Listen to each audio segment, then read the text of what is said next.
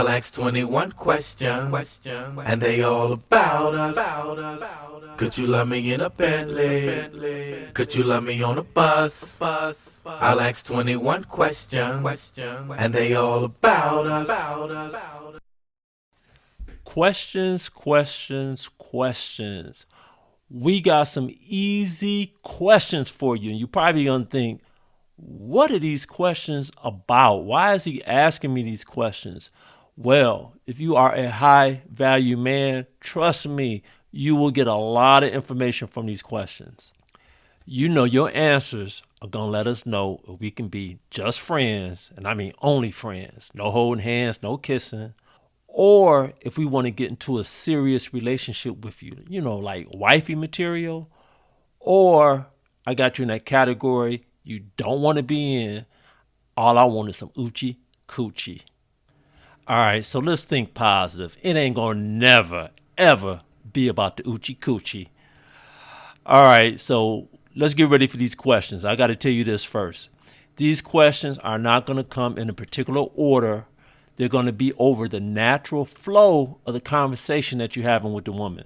And it's going to be over a period of time. It's not going to be like an interview.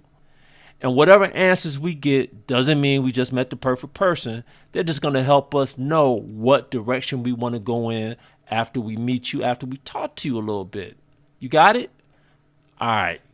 Question number one. And I want you to get the answer to this question. I really do. And if you can get it or if you can't get it, it's going to tell us a whole bunch about you as a high value black man. We about to learn it all. All right, you ready for the question? What's 10 plus 5 times 2? 10 plus 5 times 2. I'm going to give you a couple of more seconds to see if you can get the answer. It's easy. Just think about it. You can do it. And before I give you the answer, I just want you to know that you can pick any numbers you want. So it doesn't have to be 10 plus 5 times 2. Just whatever numbers that you know the answer to before you ask her the question. So that's really important. All right. The answer is 20.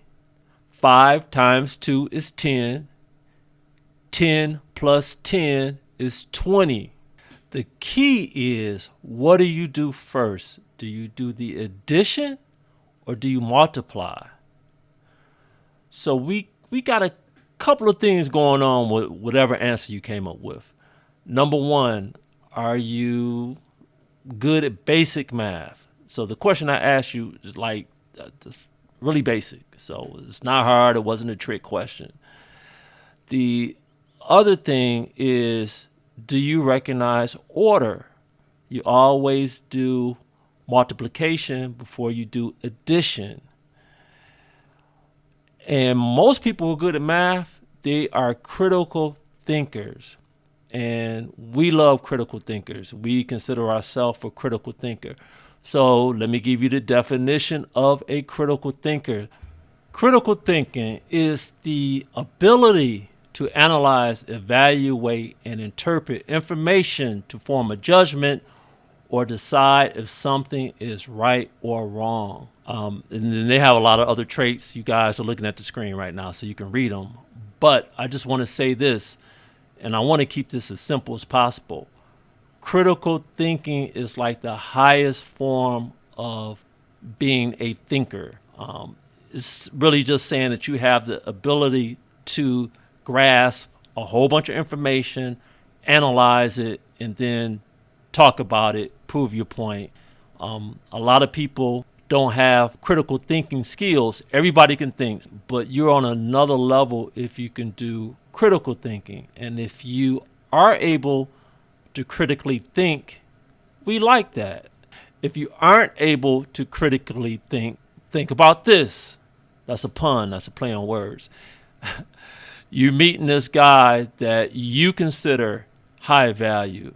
If he's truly a high value guy, he's going to bring that to the table. So it's kind of one of those things where if you're lacking great critical thinking skills, he's going to have them. And if he has them and you guys are together, now you both have them. So That's, to me, the way you should think about critical thinking. But anyway, I'm going to ask you again, what's 10 plus 5 times 2? 20. It's 20. All right, we going back to the questions. Here we go. Question number 2. And if you're a foodie, you should like this one. Tell me some of your favorite restaurants you're always going to when you're treating yourself. I want you to hear what I'm saying. When you are treating yourself, meaning that you're paying, you are not on a date, you're hungry, you decide to go out, what are your favorite restaurants? Are you that 5-star restaurant chick? Are you more the fast food casual diner? Like, I don't know, Popeyes or Chick-fil-A? Are you like one level up where you like Fridays, Applebee's, Outback? There's another level after that. I would say it's like a Houston's, J. Alexander, maybe like a Papados. The reason we're asking you this question is 100%, we're just trying to size you up. If you're that 5-star restaurant chick, cool, no problem. If I'm liking you, I'm trying to get into a serious relationship, I'm taking you wherever you want to go. It could be 5-star on downward. If you're trying to stay 5-star, we can do that as much as we can.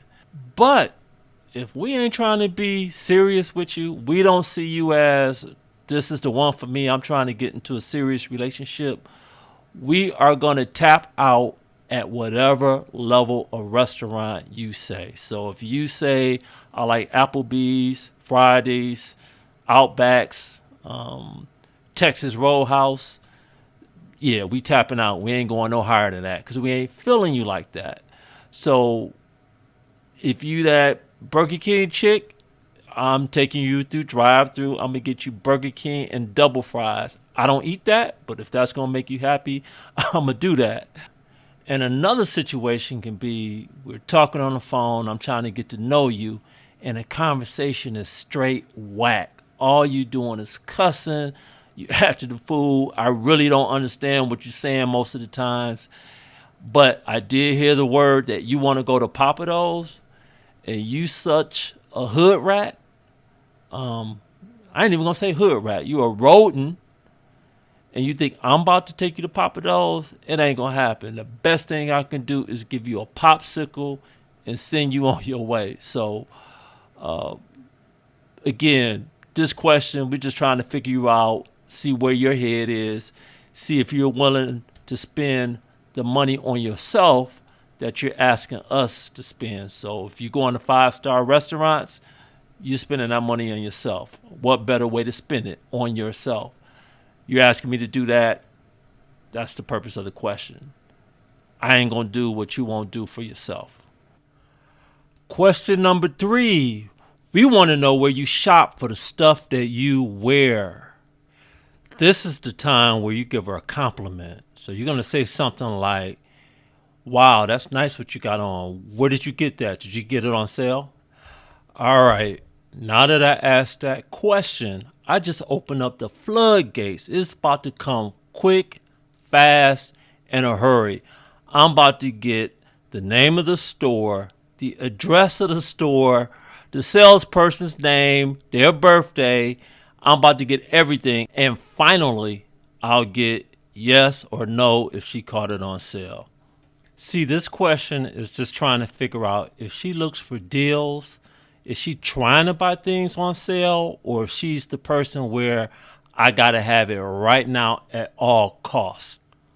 Okay, so let's say we're doing good. She likes to find sales. She's willing to wait for a sale. So that's good. But now here's like the little tricky part. Let's say, we've been together for a while and something's coming up. It's her birthday, I don't know, Christmas, whatever. And she wants something. So she's coming to me and saying, hey, Raymond, I want to go to the Louis store. I saw something I like. Or I want to go to Neiman Marcus. And I'm thinking, okay, that's my money and you want what you want. That's cool. But whenever I hear you talking about, I just bought this, I just bought that, you're going to TJ Maxx. But when it's my money, I got to go to the $1,000, $2,000, and $3,000 store to get what you want. So, yeah, that's going to be a red flag for me. Other words, you want me to go super high end, and you stay at the budget. Yeah, I don't. That ain't cool. Question 4: do you have towing service? We want to see with this question if you're that chick that plans ahead and is ready for almost anything, or if you're last minute and your attitude, I'll just wait and figure it out when it happens. That's telling us a whole bunch. I've also heard when I ask that question, I don't need towing if I got a man. Well, guess what? Your man might be out of town, or your man might be sick in the hospital, and something still can happen. See, this just boils down to safety and priorities. Question number 5: do you keep any cash on you? Now, this is similar to question number 4 when I asked about the towing service. It's just always best to be prepared for an emergency. You cannot put all your faith in electronics. So, yeah, I got Apple Pay, or the credit card machine isn't working, or you can't find the ATM. Keep a couple of dollars on you. I always keep an emergency $20 bill on me just in case. And typically it's just sitting in my wallet for months and months and months and months. Question number 6: are your kids on the honor roll? Now, we're going to get a lot of answers with this one question. Most women love to talk about their kids, and this is also a clever way to ask them if they have kids. You're about to find out if they're good or bad, if they're smart, if they need help, if they play sports, if they're living at home, if she was married, how many ex-husbands, if it's all about the baby daddies. You're about to find out how many baby daddies there are. You're going to find out if the guy is in their life, if he comes around. Everything is going to come out in terms of those kids when you ask about them. Whatever she says, it's a package deal. So, that's up to the guy if he wants to yay or nay that one. Drop some comments. Let me know if you think these questions are fair or trick questions. Do you think there are better questions to ask? I think these are all good questions when you first meet somebody, and the key is not to turn it into an interview. Just find where you jab the question in based on the flow of the conversation. That's what I do, and it works for me all the time. It helps me decide what I'm trying to do with the person I'm talking to. I'm Raymond, high value black man. Don't shoot the messenger.